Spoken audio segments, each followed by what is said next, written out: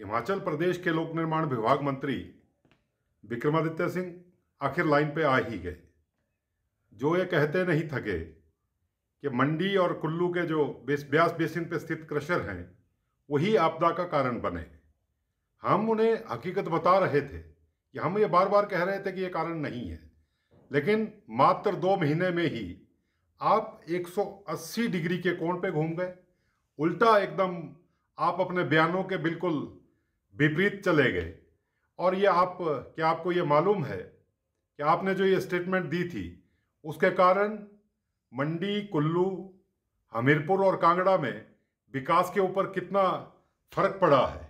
क्या ये स्टेटमेंट आपने अपनी मर्जी से दी थी, या ये मालूम होता है कि सत्ता में जब आप बैठते हैं तो चाटुकार आपको कोई जानकारियां देते हैं, लेकिन आपके पास तो अधिकारियों और कर्मचारियों की जो विशेषज्ञ होते हैं माइनिंग के और पीडब्ल्यूडी के, वो आपके पास एक बहुत बड़ी फौज है।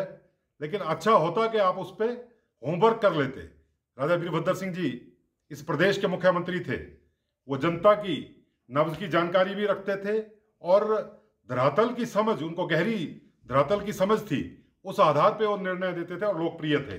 लेकिन आपने जिस तरीके से ये निर्णय लिया है, और इस निर्णय के ऊपर आम लोग और आपकी ही पार्टी के लोग ये बोलते हुए नहीं थकते कि आप वो मुकाम बिना धरातल की जानकारियों के उस मुकाम को हासिल करना चाहते हैं, जो आसान नहीं है।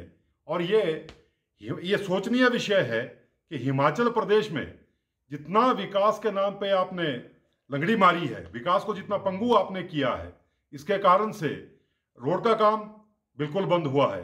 हालांकि आपके ही विभाग के मंत्री, इसी सरकार में मंत्री, उद्योग के जो मंत्री थे, उन्होंने कहा था कि आपका ये बयान बचकाना है, लेकिन आपने अहंकार में उनका भी निरादर किया और विकास की रफ्तार को आपने बिल्कुल डाउन किया है।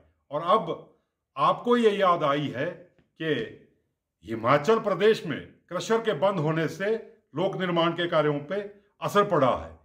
ये आकाशवाणी, पता नहीं अब आपको कहां से ये आकाशवाणी हुई है। हम तो यही चाहेंगे कि देर आयत दुरुस्त आयत, और जनता इसे देख रही है। जनता की अदालत में आपको इसकी भारी कीमत आने वाले समय में चुकानी पड़ेगी। और अफसोस तो इस बात का है कि प्रतिभा सिंह, जो कांग्रेस की सांसद भी हैं, जो कांग्रेस की अध्यक्षा भी हैं और हमारी यहाँ की सांसद भी हैं, उन्होंने भी आपको नहीं रोका। और जनता के हितों की जो चीज थी उनको आप देख रहे थे, लेकिन आज आपको ये समझ आ गई है। आगे भी भगवान आपको ऐसी सद्बुद्धि दे रखे, यही मुझे कहना है। हमसे जुड़े रहने के लिए हमारे YouTube चैनल को सब्सक्राइब करें और नई वीडियो की नोटिफिकेशन के लिए बेल आइकॉन को दबाएं। अगर आप ये वीडियो Facebook पर देख रहे हैं तो लाइक जरूर करें और ज्यादा से ज्यादा शेयर करें। इसी तरह के और भी अपडेट्स के लिए फॉलो करें हमारा Instagram पेज himachal.kesri।